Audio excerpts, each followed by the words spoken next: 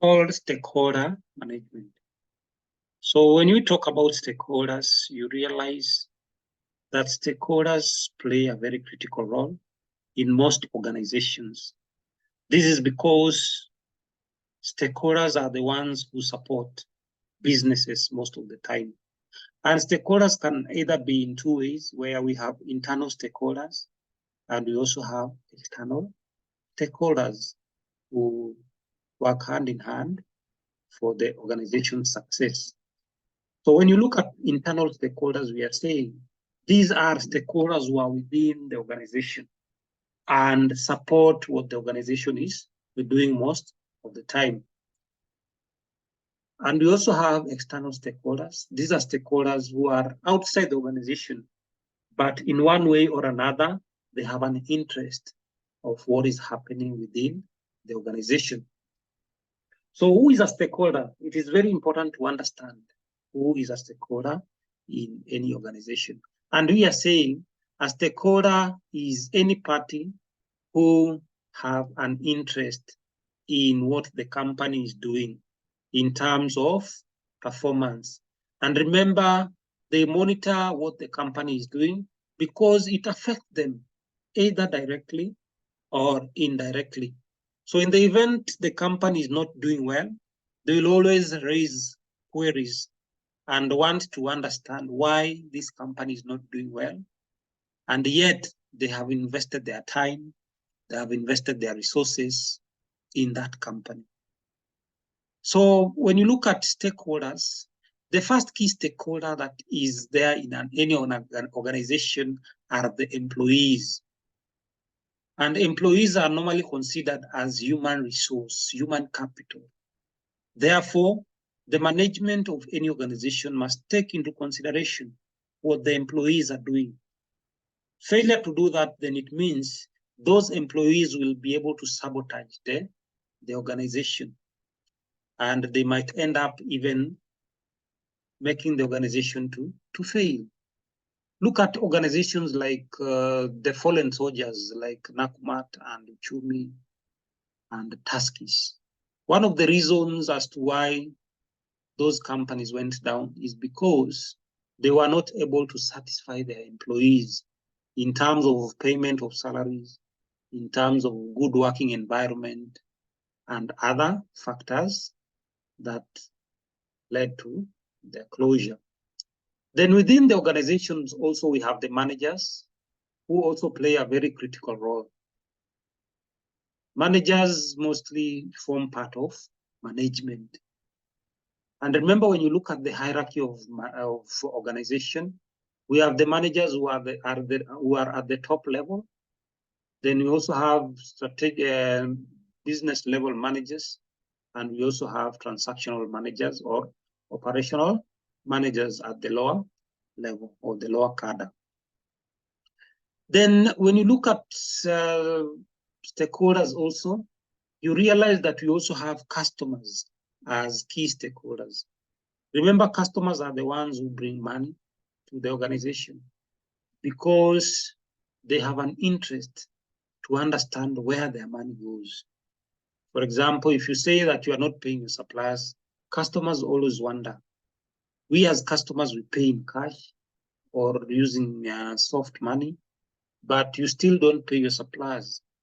So customers might feel bad when they come to your organization wanting something and they don't find it.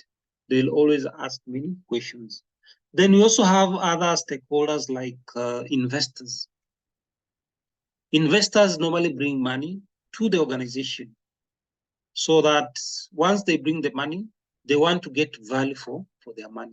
So they have an interest to understand how the organization is going to use their money. Then look at suppliers. Suppliers also are very key in ensuring that they deliver items on time. All the inventories that are used in organizations is as a result of interactions with suppliers. So if you don't treat your suppliers well, then your suppliers can end up withdrawing their supplies, and it might affect the company both in the short run and in the long run. Then we're also talking about community. And remember, over the years, we have seen companies shifting their goalpost. And most companies nowadays want to give back to society. And they have embraced various projects in line with ensuring that they bring their community on board. Look at cases of corporate social responsibility, where companies are trying their best to ensure that they give back to society. A good example is Safaricom. I like using that example because when you look at all projects that Safaricom is doing, is geared towards ensuring that customers are also taken in consideration, and the community at large is given first priority. The other good example is the example of Equity Bank, where they have also initiated projects like the Wings to Fly for purposes of ensuring that they give back to society, and other many examples. Then the other key stakeholder is the government. And when you're talking about the government, we are saying these are regulators who regulate what companies are doing. Therefore, they come up with policies that will support most organizations' operations. For example, in public procurement, we can say the government has come up with the Act of Parliament that led to the new constitution, that led to the Public Procurement Asset Disposal Act and other important documents. Then, so the work of government is to ensure that these institutions comply with the various rules and regulations. Then we're also talking about trade associations, and these are groups that normally fight for the rights of traders. And a good example we can say is in the manufacturing industry, where we have the Kenya Association for Manufacturers. So this is a trade group that fights for mostly the manufacturers, so that manufacturers can trade fairly in the market. So when you summarize all these stakeholders, they can be categorized in two, and we have the external and the internal stakeholders.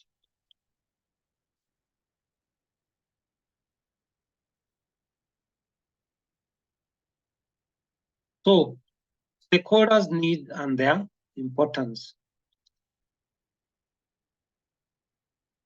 So stakeholders' needs refers to what a specific stakeholder or stakeholder group requires in order to support their business. So different stakeholders have different needs. So depending on their interest in the organization, they'll always support the business so that they see the business is up and running, so that at the end of the day, they'll be able to achieve their objective to that enterprise. So stakeholders' needs can be met through the following. Number one is empowering people. So we have stakeholders whose main focus is to empower people. Stakeholders should be involved in decision-making process, which makes them feel both empowered and part of the organization. For example, employees sometimes are normally required to participate in decision-making process so that they feel they are part of that organization. Same as suppliers. Every year we have an AGM for most companies, and the focus of AGMs is to be able to invite various suppliers to be part of the decision-making process for that year. Then the other one is creating sustainable change. You realize that there has been a shift in most organizations where organizations nowadays want to be sustainable in their operation. Therefore, for this to be possible, they must incorporate the stakeholders so that they will realize their dreams of sustaining their business for a very long time. Then the other thing that is very critical is building relationship. And building relationship should be achievable whereby we have mutual benefit for all the people who want to be part and parcel of that organization. And this relationship leads to a win-win situation for all the stakeholders within the organization. Then building a better organization. We are saying engaging with stakeholders can bring important issues to light and encourage organizations to develop corporate social responsibility. So we are saying CSR is a way of bringing all other stakeholders together for a common good of giving back to society. Then increasing success. And one way of increasing success is to be able to engage groups who are influential and can advocate for the rights of the other members of the organization or the public at large. And this will lead to better ways of boosting the success chances of the organization. Then the other important thing is education, which is very critical. And one way of educating is by sharing information. And information can only be shared when organizations decide to organize forums or to organize trainings for their individuals, so that at least they are able to learn more on the organization. Then providing expertise. Stakeholders can also be able to share their knowledge of what they know, and this will lead to expert knowledge or expert advice that will improve the organization, both in the short run and in the long run. Then organizations also can use stakeholders as a way of reducing risks within the organization.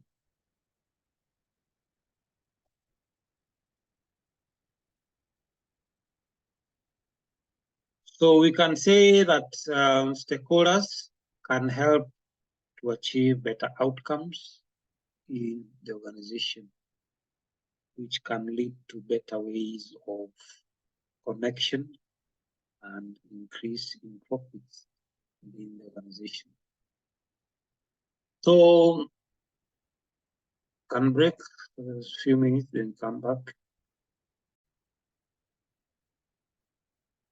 So let's look at customer feedback. So companies mostly take into consideration the customer feedback. So if you're doing a business today and you realize that you don't have feedbacks from customers, then that business is likely to fail in the shortest time possible. So customer feedback, either a positive feedback or a negative feedback, is very important for the business to grow. So customer feedback is the information that is provided by the client, whether they are satisfied or dissatisfied with a product or a service, and about general experience that they had with the company. So this opinion or information provided by the customer is a very critical resource for the company, either to improve or to adjust on something else, so that at the end of the day, they are able to satisfy those needs. Just a minute, just a minute, just a minute.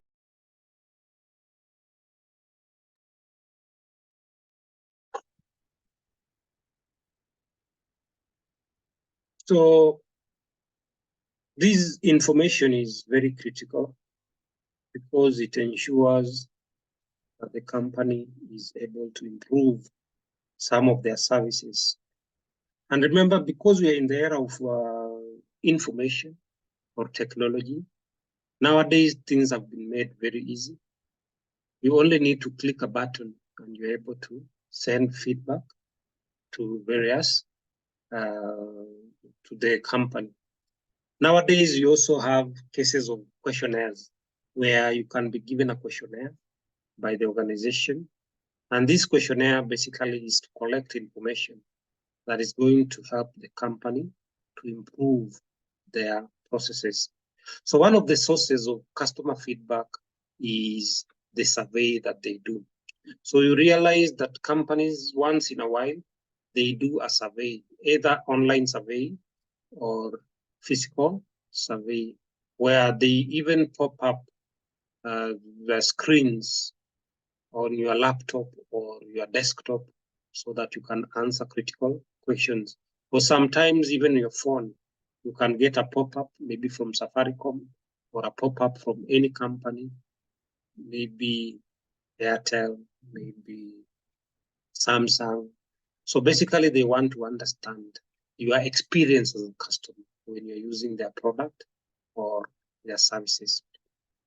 And remember, some of these feedbacks are not really for maybe they are not going to be used against you, but basically it is a way of trying to figure out how they can improve your experience as a customer.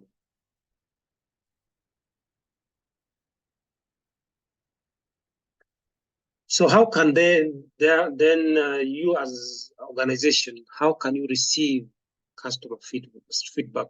Number one is customer survey. And this is done by use of mediums, maybe through the internet or through questionnaires or any other way. Then we also have behavioral insight survey. And these are surveys that are geared towards understanding the behavior of customers when they are using the product or services. And this is very, very important because you meet the customer at personal level. Then we have telephone survey. And this is most common when you're dealing with maybe insurance companies, where they also call you so that they find your response through the phone.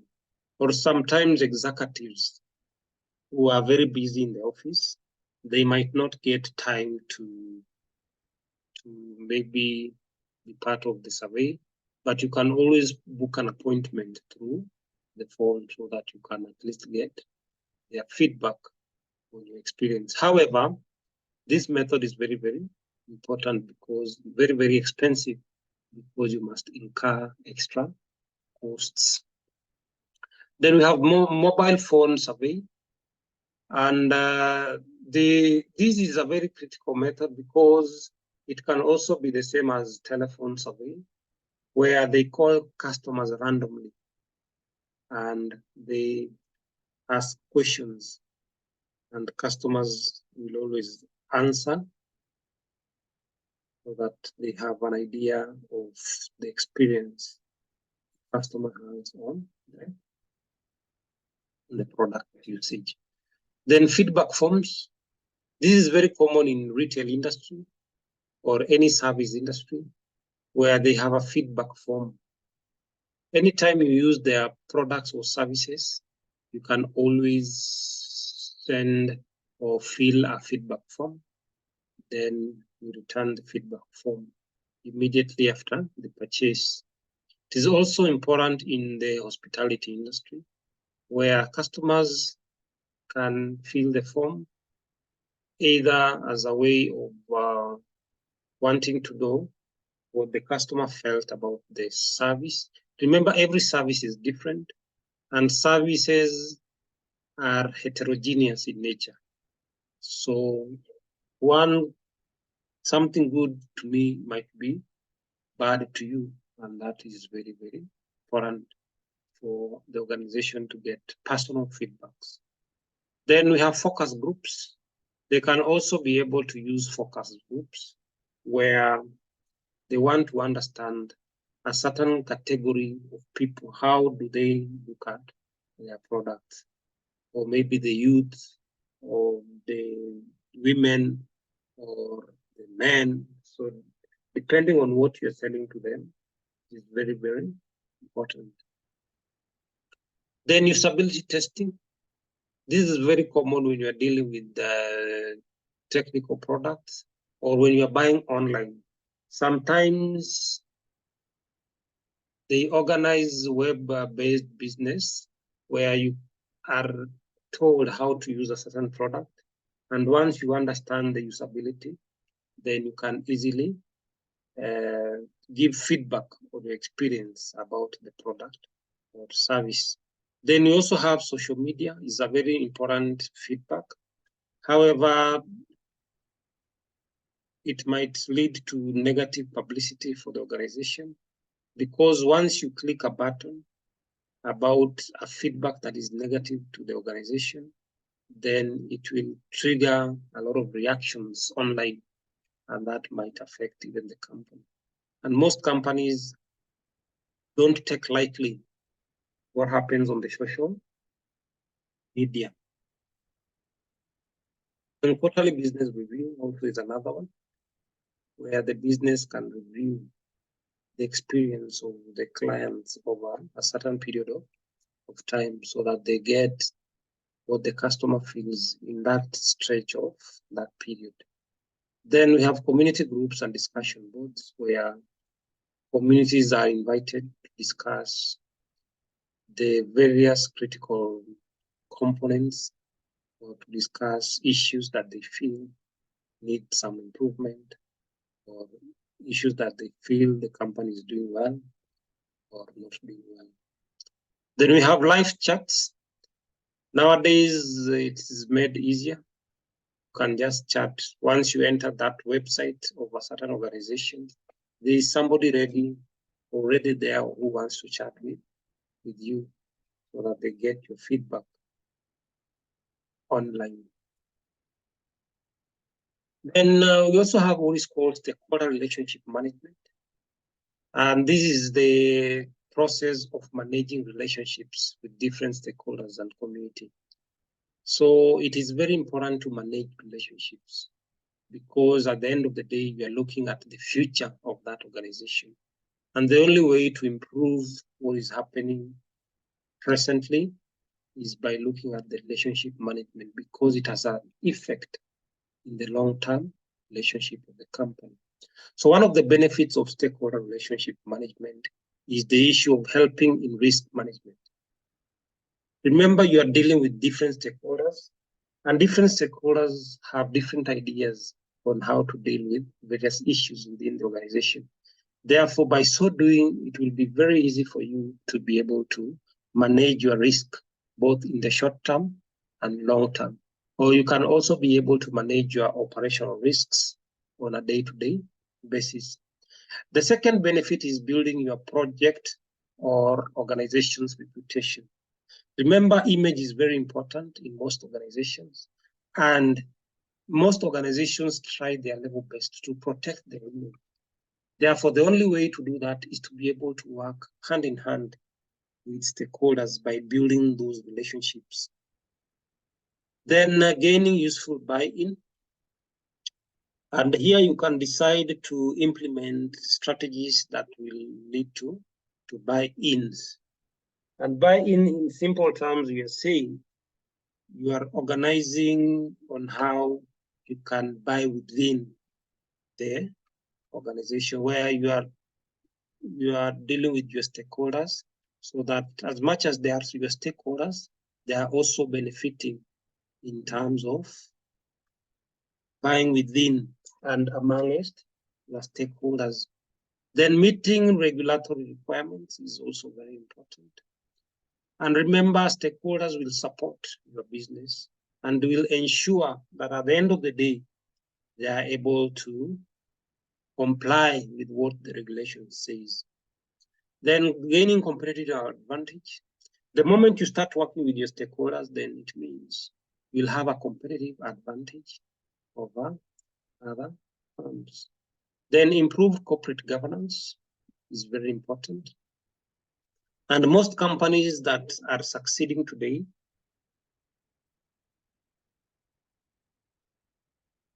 have been able to implement corporate governance in their structure, and they are doing very well. Look at companies like Equity. You can see the CEO of Equity doing well in terms of corporate governance, and other companies like KCB, Then we can look at companies like the Safaricom and others. Then social license to operate is also very important. So you must work with your stakeholders for that purpose. What are the steps in stakeholder relationship management? Number one is to identify your stakeholders. This is one of the key steps to ensuring successful relationship management of stakeholders. So once you identify your stakeholders, then you can always bring your stakeholders on board. The second step is to map your stakeholders. And the mapping here, we are talking about categorizing your stakeholders, basing your facts on their various needs and how they can assist in the organization. And one of the popular stakeholder mapping canvas is the Mendel Power Interest Matrix, which looks at power and interest of various stakeholders. Then learn about your stakeholders, understand the strengths and weaknesses of your stakeholders, and this will be a very, very critical area. So once you understand the impact of your stakeholders, what your stakeholders are bringing on board, then it will have a beneficial impact in the organization. Then planning should be done throughout the process. However, organizations know who the stakeholders are, and they will always take care of ensuring that their stakeholders are comfortable. And once your stakeholder is comfortable, they will always work towards achieving the organizational objective, or they will work hand in hand to ensure that they achieve the vision of the organization. Then engage more effectively with your stakeholders. Ensure that your stakeholders are engaged both internally and externally. Always ensure that you hear from your stakeholders, what your stakeholders want. Give them information. Engage them in their day-to-day activities so that they will feel that they are indeed part of the organization. And if that happens, then they will always work towards achieving what the organization wants. Then a very critical way is to inform, consult, involve, and collaborate and empower your stakeholders to be better versions of themselves. And the other important step is monitoring your stakeholder. Ensure that you look at what your stakeholder is doing in terms of processes, in terms of engagement, and this will play a very critical role in ensuring that you bring change into your organization. Remember, you need to ensure that you perform way better than your competitors. So if you monitor what your stakeholders are doing, then they will have to up their game to ensure that they are part of the bigger vision of the organization. Then report on the stakeholders' information. So once you monitor what they are doing, it is very important to give information. And this information will play a critical role in ensuring that you achieve what you want to achieve. For example, information like the contact details, the communication records, issues, and other important aspects in the organization. So how do you keep stakeholders information organized? This is very obvious. You need to ensure that you have better collaborative ways, like you can have a database of all the information about stakeholders. And this database must always be updated each and every time so that you remain relevant each and every time. Then what are the best practices of stakeholder management? Number one is compliance. Ensure that all stakeholders comply with what the organization is doing. They must comply. They must, if there is a way they can be registered, very important. The data security also is very important, so that they do not share what you do internally that might affect the whole organization. Then the other issue is comprehensive. This is by ensuring that stakeholders list adequately represented in the whole range of stakeholders. So you need to include all stakeholders in everything that they are doing, so that you have an up-to-date representation of all stakeholders, or a list of all stakeholders, so that it becomes better. The issue of transparency also is very important. And transparency here, we are saying we need to ensure that the processes are transparent and everything that is happening is well documented, so that we don't have issues at the end of the day